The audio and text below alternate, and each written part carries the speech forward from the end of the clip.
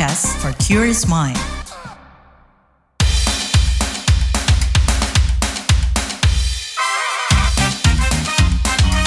Kamu lagi dengerin podcast What's Trending.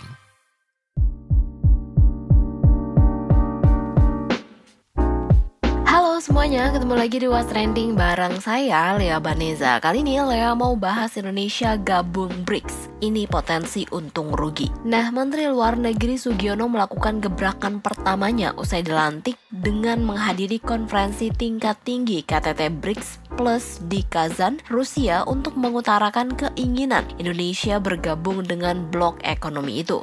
Menlu Sugiono dalam keterangan resminya menyebut bergabungnya Indonesia ke BRICS merupakan pengejawantahan politik luar negeri bebas aktif. Menurutnya, langkah ini bukan berarti kita ikut kutub tertentu, melainkan kita berpartisipasi aktif di semua forum. Selain itu, kata Menlu Sugiono, prioritas BRICS selaras dengan program kerja Kabinet Merah Putih seperti ketahanan pangan dan energi, pemberantasan kemiskinan, ataupun pemajuan sumber daya manusia. BRICS merupakan akronim dari asosiasi 5 negara, yaitu Brazil, Rusia, India, Cina, dan Afrika Selatan.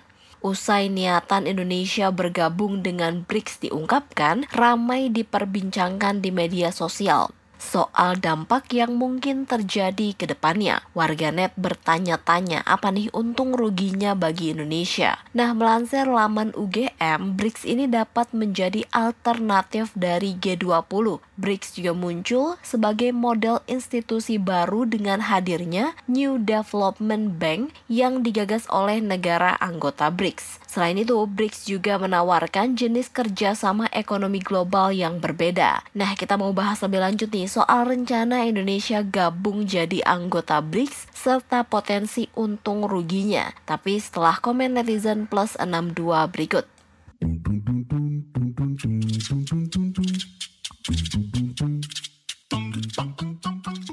Yang pertama, komentar @imexx. Whatever it is, mau masuk blok manapun, yang penting bisa memajukan perekonomian Indonesia jadi lebih baik, gak terjebak sebagai negara di middle income traps.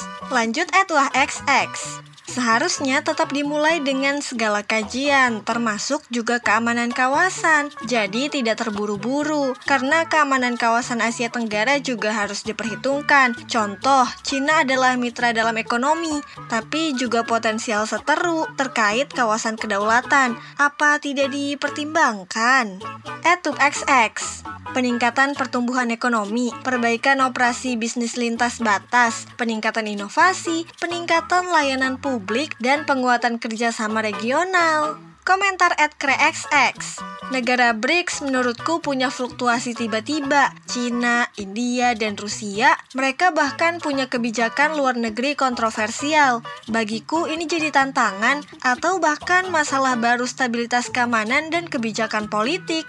@bxx. Untuk ekonomi kan? Bolehlah, karena Indonesia tetaplah menjadi negara non-blok. @willxx. Keuntungannya belum kelihatan. Kerugiannya yang paling jelas. Indo makin dibredel produk asing. Karena di BRICS, Indo fix cuma jadi pasar produk-produk anggota BRICS. Yang terakhir komentar @koxx. Coba dong Min, jabarin keuntungan dan kekurangan Indonesia join BRICS. Sebagai rakyat awam pengen tahu, hehe.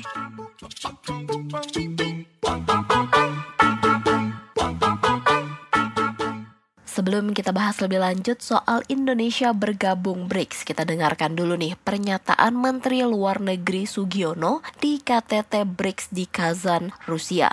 I would like to thank you for the invitation to President Prabowo Subianto to attend this distinguished summit and allow me to convey the regards and the greetings from President.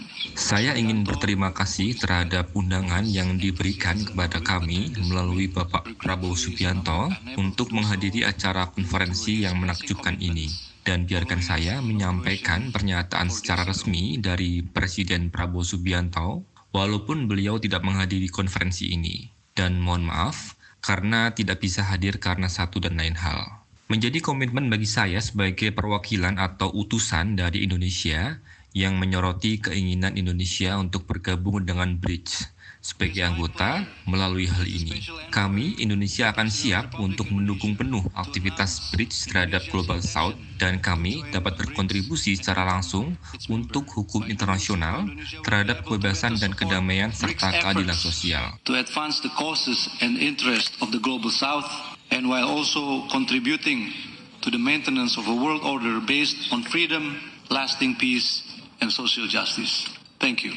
Juru bicara Menteri Luar Negeri Roy Sumirat mengatakan proses Indonesia menjadi anggota BRICS sudah dimulai. Karena tak sekedar menyampaikan keinginan bergabung, Menlu sebagai perwakilan Presiden juga sudah bersurat dengan Kementerian Luar Negeri Rusia. Pada pertemuan KTT BRICS Plus tersebut, Bapak Menlu sudah menyampaikan bahwa Indonesia berkeinginan untuk bergabung dalam BRICS. Dan dengan pengumuman tersebut, maka proses aplikasi Indonesia menjadi anggota BRICS atau bergabung dengan anggota BRICS sudah dimulai.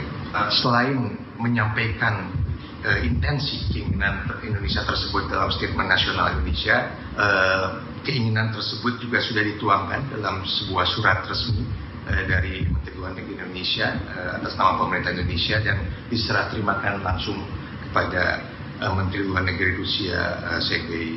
Menanggapi ini, Wakil Ketua Komisi 1 DPR Dev Laksono menyatakan proses Indonesia menjadi anggota BRICS masihlah panjang. Komisi Bidang Luar Negeri juga berniat membahas persoalan ini dengan Kementerian Luar Negeri. Dev juga memastikan bergabungnya Indonesia dengan BRICS tidak menunjukkan keberpihakan, lantaran prinsip politik luar negeri Indonesia adalah bebas aktif.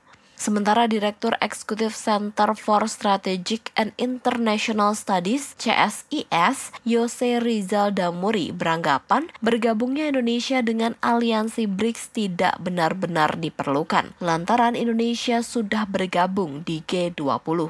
Indonesia itu anggota G20 kok. Kita nggak terlalu memerlukan satu platform baru untuk mempunyai penampilan ataupun mempunyai corong di tingkatan global. Kita sudah menjadi negara G20. Berbeda dengan negara seperti Malaysia, seperti Vietnam atau Thailand yang memang mereka tidak mempunyai corong, tidak mempunyai channel untuk di tingkatan global. Sehingga seharusnya untuk Indonesia kita cukup stick saja kepada G20 ini. Bahkan kalau perlu kita membawa ASEAN untuk menjadi salah satu anggota G20 seperti African Union misalnya, Uni Afrika, dan itu yang kita harus bisa coba kembangkan ke depannya. Nah, sekarang kita mau bahas nih dari sisi ekonominya. Emang apa sih pengaruh bergabungnya Indonesia dengan aliansi BRICS ini? Kita bahas bareng Direktur Eksekutif Institute for Development of Economics and Finance, Esther Sri Astuti. Mbak Esther, ini kan Indonesia ini resmi mengajukan diri bergabung dalam aliansi ekonomi BRICS ya. Ini tanggapannya gimana nih Mbak? Ya kalau menurut saya gini Mbak, jadi yang namanya BRICS itu kan blok ekonomi yang diinisiasi Brasil, Rusia, India, Cina, Afrika Selatan ya. Nah ini memang diinspirasi oleh kerjasama Selatan-Selatan Mbak, yang tahun 55 itu sudah pernah ya diinisiasi ya oleh Presiden Soekarno. Nah kalau menurut saya, kalau Indonesia punya produk ya yang kualitasnya bagus, kemudian harganya murah gitu ya. Nah, menurut saya itu akan lebih punya kesempatan untuk bisa penetrasi pasar di negara-negara tersebut gitu. Nah, tetapi kalau sebaliknya, misalnya kalau Indonesia itu nggak punya produk yang berdaya saing tinggi, maka ya yang ada mereka yang memanfaatkan Indonesia sebagai market mereka atau pasar mereka gitu. Artinya produk-produk dari Brasil ya, Rusia, India, Cina, dan Afrika Selatan lah yang akan masuk ke Indonesia gitu Mbak. Itu sih Mbak. Nah, aliansi ini kan untuk mengurangi dominasi dolar, jadi mereka mau membentuk mata uang cadangan baru nih katanya. BRICS juga disebut konsep mata uang lokal. Jadi ini tuh gimana sih Mbak sebenarnya, apakah sesama anggota BRICS ini bakal pakai mata uang masing-masing? Ya, kalau untuk membentuk mata uang baru saya rasa butuh waktu ya. Karena seperti euro ya, di negara-negara Eropa itu kan dibentuk itu butuh waktu. Dan itu namanya currency union ya. Nah, untuk dalam teori ekonomi moneter itu namanya currency union. Untuk bisa membentuk currency union, itu antar negara tersebut harus memenuhi komitmen-komitmen. Misalnya inflasinya itu harus standar berapa, kemudian cetak uangnya maksimal harus berapa, dan benar-benar dihitung ya antara likuiditas di satu negara dengan negara yang lain. Agar tidak ada kesenjangan ya ekonomi antar negara tersebut. Nah, kalau arahnya ke currency union, saya rasa butuh waktu yang sangat panjang gitu. Dan kalau di Eropa kan euro itu antar negara dalam satu benua. Nah, ini kan ada Rusia ya di benua Eropa Timur, sementara Brasil ya di benua Amerika. Nah, Indonesia, Cina itu di benua Asia. Saya rasa kok agak rumit ya. Kemungkinan yang arahnya itu kemungkinan ya mereka malah transaksi bilateral gitu ya. Misalnya misalnya pakai uang Rusia gitu atau pakai uang Indonesia gitu dan sebaliknya gitu. Atau mungkin memakai mata uang tertentu ya. Katakanlah misalnya yuan misalnya yang disepakati ya antar negara-negara tersebut. Itu sih Mbak. Nah, kalau untung rugi masuk aliansi ini apa aja nih Mbak? Ya itu tadi, kalau saya sekilas melihat saya harus membuka dulu ya data ekspor impor ya dari Indonesia ke negara-negara tersebut dan sebaliknya dari negara-negara tersebut ke Indonesia. Nah, impor kopi dari Brasil misalnya kan.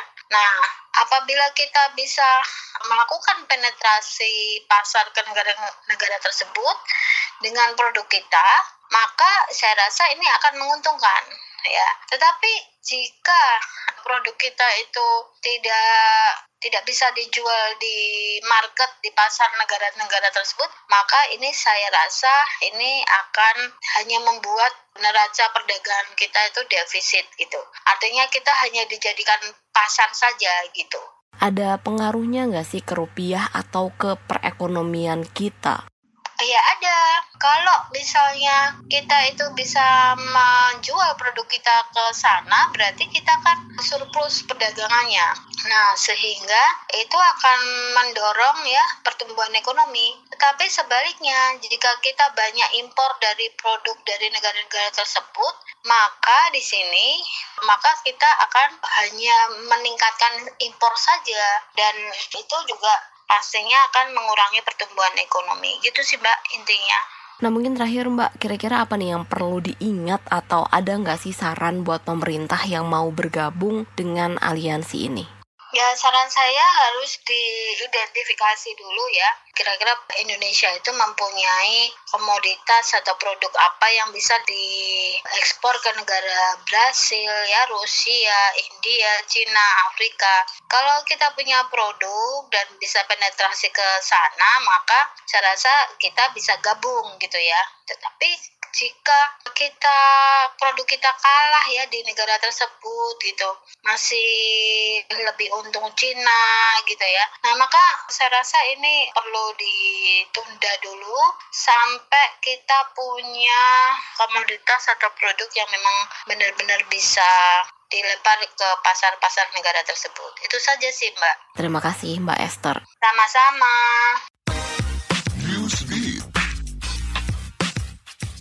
Pengadilan menolak permintaan bungkam P. Diddy. Sebelumnya P. Diddy meminta agar pejabat pemerintah bungkam dan tidak menyebarkan informasi berkaitan kasusnya kepada media. Namun belakangan Hakim New York Arun Subramanian menolak permintaan bungkam dan pencegahan pejabat menyebarkan informasi ke media. Permintaan ini ditolak karena P. Diddy masih dipenjara atas tuduhan perdagangan manusia dan pemerasan.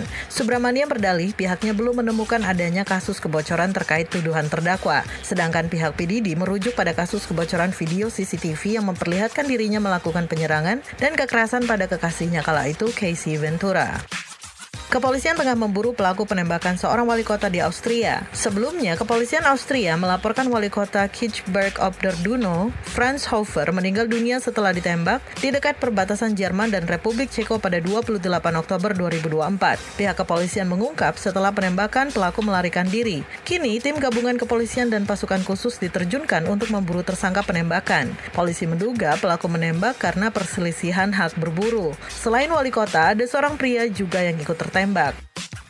Parlemen Israel mengesahkan undang-undang yang melarang aktivitas The United Nations Relief and Work Agency for Palestine Refugees in the Near East atau UNRWA di wilayahnya. UNRWA adalah badan yang fokus mengurusi bantuan kemanusiaan pengungsi Palestina. Tapi aturan baru itu melarang operasinya di wilayah mereka, termasuk Yerusalem Timur, tepi barat, dan Gaza. Pengesahan aturan baru ini pun dikhawatirkan semakin mempersulit masuknya bantuan kemanusiaan ke Gaza.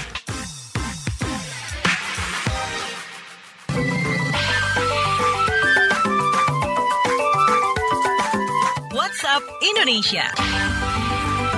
WhatsApp Indonesia kita mulai dari Jawa Timur. Kepala Kejaksaan Tinggi Jawa Timur Mia Amiati mengungkapkan kekecewaannya atas putusan kasasi Mahkamah Agung yang menghukum RT terpidana kasus pembunuhan dan penganiayaan kekasihnya itu dengan pidana 5 tahun penjara. Mia menyatakan meskipun Majelis Hakim Agung telah membuktikan RT bersalah sesuai pasal 351 ayat 3 KUHP tentang penganiayaan yang menyebabkan kematian, vonis itu jauh dari tuntutan jaksa yang menuntut hukuman 15 tahun penjara dengan dakwaan pembunuhan pasal 338 KUHP. Kejati Jatim kini mempertimbangkan pengajuan peninjauan kembali atau PK. Sementara itu, kantor Kejati Jatim menerima belasan karangan bunga ucapan terima kasih atas penangkapan 3 hakim Pengadilan Negeri Surabaya dan eksekusi terhadap RT. Sebanyak 11 karangan bunga terlihat di depan kantor Kejati di Jalan Ayani Surabaya dengan pesan-pesan dukungan termasuk apresiasi atas upaya Kejati mengungkap dugaan mafia peradilan. Selanjutnya kita ke Batam. Badan Pengusahaan BP Batam resmi menerapkan sistem e-ticketing di seluruh pelabuhan domestik di wilayah kerjanya, termasuk di Terminal Feri Domestik Harbor Bay. Direktur Badan Usaha Pelabuhan BP Batam, Dendi Gustinandar menyatakan, sistem e-ticketing bakal menyempurnakan layanan di mana pembayaran non-tunai bisa dilakukan di setiap terminal feri domestik. Lewat situs web dan aplikasi easybook.com, calon penumpang kini dapat memesan tiket secara daring dan melakukan pembayaran non-tunai. Dendi menyebut penerapan e-ticketing bertujuan meningkatkan efisiensi, transparansi, dan pengalaman penumpang, serta menjadikan Batam sebagai hub transit bagi wisatawan domestik dan internasional. Terakhir kita ke Bali. Bandara I Gusti Ngurah Rai Denpasar resmi melayani penerbangan maskapai berbiaya rendah Jeju Air yang membuka rute langsung Incheon Bali Incheon. Menurut General Manager Bandara Ahmad Syaugi Syahab, penambahan ini diharapkan mendorong peningkatan kunjungan wisatawan asal Korea Selatan yang kini menempati peringkat kelima terbanyak di Bali. Pada kuartal ketiga 2024 saja tercatat 89.000 wisatawan Korsel tiba di Bali lewat bandara ini. Jeju Air yang menggunakan pesawat Boeing 737 MAX 8 melayani penerbangan langsung tanpa transit dengan harga tiket berkisar Rp2 juta. Maskapai ini sebelumnya mengangkut 178 penumpang pada penerbangan perdana yang disambut dengan upacara water salute dan tarian khas Bali. Demikian WhatsApp Indonesia hari ini. Terima kasih ya sudah mendengarkan What's Trending. Jangan lupa terus dengarkan podcast What's Trending di kbrprime.id dan aplikasi mendengarkan podcast lainnya. Lea Baneza mau pamit dulu. Stay safe and happy. Bye-bye. Kamu lagi dengerin podcast What's Trending.